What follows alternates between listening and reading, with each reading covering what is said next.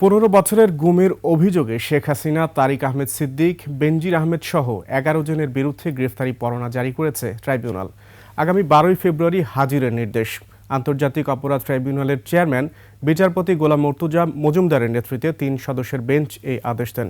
গত 15 বছরে গুম কমিশনে অভিযোগ আসে 1676টি, যা যাচাই বাছাই করে 758টি সুনির্দিষ্ট করা হয় বলে ট্রাইব্যুনালকে জানায় চিফ প্রসিকিউটর। অপরাধের ধরন হিসেবে র্যাব, ডিবি, সিটিডিসি, ডিজিএফআই এর নাম এজলাসে উল্লেখ করেন তিনি। গোয়েন্দা সংস্থার লোকজন বিভিন্ন গ্রুপে ভাগ হয়ে কেউ গুম, কেউ হত্যা, কেউ নির্যাতন চালাত। চিফ প্রসিকিউটর বলেন, গুমের যে ভয়াবহ সংস্কৃতি তৈরি হয়েছে সেটিকে নিষ্পত্তি করতেই সুষ্ঠু তদন্তের মাধ্যমে সুবিচার নিশ্চিত করা হবে। কালার এক্সপার্ট, জর্জ স্যাপ এবং মাইল্ড অন হ্যান্ডস টেকনোলজি সমৃদ্ধ অরিক্স ক্রিস্টাল ওয়াশ আপনার লন্ড্রি এক্সপার্ট।